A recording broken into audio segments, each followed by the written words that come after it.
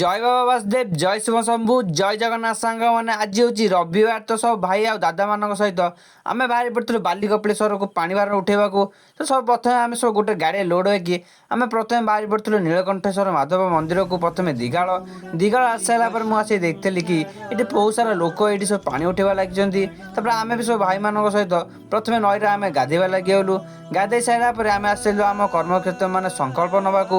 ତାପରେ ଏଠି ଭାଇନା ମାନେ ବହୁତ ସୁନ୍ଦର ଭାବରେ ମନ୍ତ୍ର ବୁଲିକି ସମସ୍ତଙ୍କର ସଂକଳ୍ପ କରିବା ଲାଗିଗଲେ। ତ ମୁଁ ବି ସବୁ ସଂକଳ୍ପ କରିସାରିଲା ପରେ ସବୁ ଭାଇମାନେ ଆମେ ଲାଗିଲୁ ଯେଉଁ ନଈରୁ ଆମେ ପାଣି ଆଣିଥିଲୁ, ତ ସେଥିରେ ସବୁ ପୂଜା ସାମଗ୍ରୀକୁ ମିଶାଇବାକୁ। ତାପରେ ଆମେ ସବୁ ପୂଜା ସାମଗ୍ରୀକୁ ମିଶାଇ ସାରିଲା ପରେ ଆମର ସବୁ ପୂଜା ସାମଗ୍ରୀ ସବୁ ରେଡ଼ି ହେଇଥିଲା। ତାପରେ ଗୋଟେ ହରିବୋଲ ଲାଗିଥିଲା ଆମର ଗୋଟେ।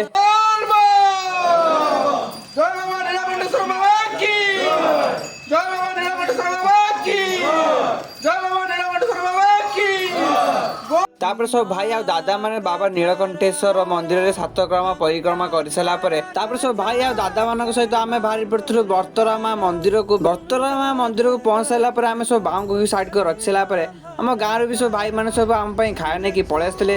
ତ ମୋ ସାଙ୍ଗ ମୋ ପାଇଁ ଅବଢ଼ା ନେଇକି ଆସିଥିଲା, ସିଏ ତା ହାତରେ ମୋତେ ପୁରା ଖୁଆଇ ଦେଉଥିଲା। ସବୁ ଅବଢ଼ା ଖାଇସାରିଲା ପରେ ଆମର ଭାଇମାନେ ସବୁ ଖାଉଛନ୍ତି।